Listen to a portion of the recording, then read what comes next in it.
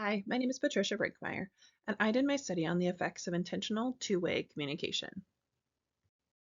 Okay, so let's start with some background information. The classroom dynamics that I have currently, I have 5 students in my classroom. They all have significant medical, physical, cognitive disabilities. Um, so they're also nonverbal and not able to tell their parents what's happening at home. I also have the extra bonus of they live in a group home or residential facility. So the people I'm communicating with on a daily basis are not their parents. I'm communicating with a group home, I'm communicating with a residential facility. Currently, I have a notebook that goes back and forth between them, and then I will send periodic updates to parents. The communication issues that I'm having are I have one parent who's great about getting back and forth communication with me. I have one who does not have email and will only respond to text messages. I have one who does not speak English, and so they need an interpreter. I have found talking points that I can use to communicate with them. One who will only communicate on the phone, and one who is kind of unreliable on a lot of communication platforms. So I'm just looking for a way that I could communicate with everybody all at once if possible. So having this efficient way to communicate would help build trusting relationships and hopefully improve just those relationships overall and be evident in our IEP meetings and when we're conferencing about the students. So I started some research and found out some things I wasn't expecting. Overall, Leanders et al. In 2019 pointed out that special education parents just want teachers to walk alongside them. They don't always want us to be telling them what to do. They want us to have a relationship and work together. So that's kind of been my overarching um, thought as I was going through this. And then also learning about this unintentional disengagement, the mass communications perceived as one way and assessment scores being misunderstood. Basically, what we're doing to parents is we are sending out information, we are sending out newsletters, and we're sending so much that they're just not engaging anymore. They believe that if it's sent out to the entire class, there's no reason for them to respond. And if they're not responding, then we're not getting that engagement. We're not getting that back and forth. So a lot of the research was showing, hey, when you're telling parents these things, you need to leave that door open so that you can have a conversation. There is the warning from Huang in 2018 about professionalism, just making sure that as you are developing these relationships, we're not overstepping any boundaries. We're making sure that we are the teacher and they are the parent, and it's a collaborative relationship. So we have boundaries around our time, we have boundaries around what things parents can and cannot dictate. Um, Parents are overwhelmed and uncertain. They don't know what we want from them. They don't know how to use the technology that we're sending out to them. So we just need to remember that as we're working alongside of them. And then the Funds of Knowledge framework was a really interesting study where they invited families in, and I used this as the basis for the option that I chose, making sure that families know we want you there. We will do what it takes to help you feel included. If you need an interpreter, I will take care of that. Um, and just asking them questions because they're the ones who have the knowledge about their culture and about their children instead of just assuming that we know or making them conform to what we're already doing. So I took all of that information and divided it into the 3 different categories for my annotated bibliography. The first was Bronfenbrenner's theory. That came up in so many of the articles that I was looking at, so I had to look it up. Bronfenbrenner had this theory. It's an ecological theory that basically says children are in a lot of different environments, and if the people who are interacting with them in those environments can be on the same page, it is for the betterment of the child. And that is something that stuck with me. And I thought that I should probably base my study on that as well, just knowing, hey, this is one more reason why we need to engage those parents because this really is a well established theory. The barriers to communication were everything from socioeconomic status to language barriers. Time was the biggest one that we just, teachers don't have the time, parents don't have the time. So needing things to be efficient, needing to get that communication done, but in a way that's respectful of everyone's time. Um, Also, technology can be hard if not everybody has the same technology. Solutions and training was the last thing that I used. just different things that people were using for their studies. And then the training came up as one of the biggest things. We have all of these different things that school districts are trying, and parents are trying, and teachers are trying, but no one is trained on how to use them. So making sure that everyone is on the same page and um, receiving all of that training so that they can do it effectively. So that led me to the question, how can special education teachers utilize technology to establish an efficient two-way communication system with parents that breaks down barriers? So I wanted to make sure that this is efficient, it doesn't take up a ton of time, and that two-way communication system so that parents can feel like they're involved, teacher feels involved, and we're able to have kind of that back and forth conversation. Okay, so my implementation plans. Plan 1 was to create a communication preference survey for each family and design a plan to meet their preferences. So this would just be a survey that I give out to the families and find out how do they want to communicate, what are their needs, what do they want to know. Um, and I think one thing to note about this is, it will really help me to get to know how and what they want to communicate. So I'm not guessing. Um, I could only offer technology that I'm already comfortable with. The con for that is that the district really wants us to use Parent Square, and it really wouldn't save me any time if I'm using lots of different apps and trying to make all of these individualized communication plans, because that's kind of what I'm already doing now. The research that I used on this was the preference survey that helps alleviate the misunderstandings of differing expectations. So they actually did, this came up in quite a few of the research articles that I read about using the communication preference survey. And then the plan would be to do 4 surveys, one at the beginning of the year, one at the end of the year, and one at each conference time. So hopefully I could get that while they were with me and have them fill that out if they needed help. It would be an individualized thing for each family.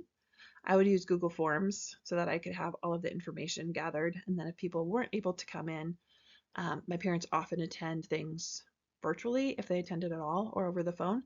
So Google Forms might be a way that I could send that out and make sure that everyone could participate. And I think that it would help to overcome some barriers because I would be asking them, what is it that you need? And trying to find maybe those technologies that are more likely for them to use it because they're comfortable with it.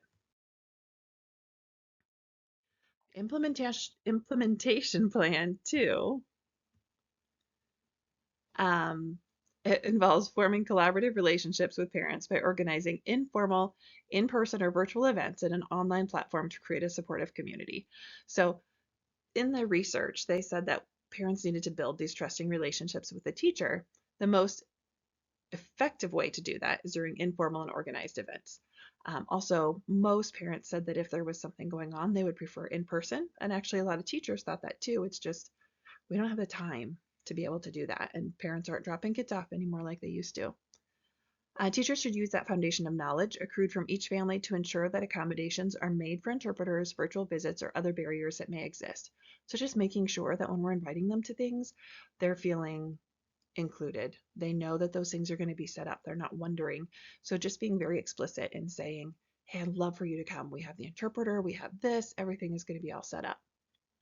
So that plan would be a parent survey that happens pre and post intervention, and then 3 in-person or virtual events that would take place during the school year. And those are things that are actually happening anyway, to just really try to get parents to come into those. And then utilizing Parent Square in the meantime as that being our one way that we want to communicate. So hopefully building on those relationships and then being able to use technology. The pros of this plan are that I think it would build trust and relationship by having in person and committing to having them participate online if they're not in person. So it'd be kind of a mix of that in person. And then Parent Square is secondary, but it starts the conversation. It just kind of makes it so that you can have that back and forth, which came up in some of the research articles too, that having some of that back and forth online makes it a little bit easier when you're in person. And then the cons for this would be actually having the interpreters and hosting the online events is exhausting. So it might be that we don't have interpreters in person. I might have to go through RTT, but that would be kind of the bumps in the road for me. That brings us to implementation plan 3. Option 3 is parent training on the district recommended communication app, which is Parent Square. And this is because face-to-face conversations and individualized attention are the way that most people are going to be drawn in. And using that two-way messaging and instant translation, Parent Square would be phenomenal, and that's recommended by a few of the studies also. This would be an in-person, so I was thinking that I would have them come during open house and do a training with them on how to use Parent Square. Um, I would engage them using the app throughout the year and then use the Parent Square data analysis. So look at how often did we communicate this current year, and then how often are we communicating next year? And that's really going to be the basis of just deciding, hey, did this training help them engage a little bit more with that technology? The pros of this would be that training was one of the most mentioned issues that parents had with technology, and teachers did as well. So that's also the con, because I don't necessarily feel comfortable with Parent Square enough to be able to train someone else on it. So that was kind of the one that shied me away from this plan. So ultimately, I landed on option 2, which is forming those collaborative relationships by organizing some of those in-person and virtual events, and then transitioning to that online platform so that we could have a supportive community. So designing this implementation plan for option 2, I have my 3 in-person or virtual events, which are the open house, the parent-teacher conferences, and the music program. These are all things that are already happening at my school, that parents are invited to. I have had no one show up to open houses. I have had a couple of people come to the music programs over the years, and I have one parent who has attended parent-teacher conferences. So I'm hoping that by using some of that information I've gained through the research of really making sure that people are invited, explicitly telling them, the times and the options. You can come in person, you can sign up for a time, we can do it virtually. And I think virtually is really going to be a big option for them just because they live out of town. Um, but they can see the classroom then. They can see the faces. I can walk them around the room. The magic of the iPad will come into play for that. And then Parent Square is our online app that'll just kind of bring it all together. That's where I can do my signups. That's where I can have people responding in their native language. And that's where we can discuss, how it went, or we can post pictures. So I think the benefits of this are that they are interactive. I think that it'll be great to be able to have Parent Square and have that back and forth in the language of their preference. And I think that this really is based on those theories and the information that I found in my research.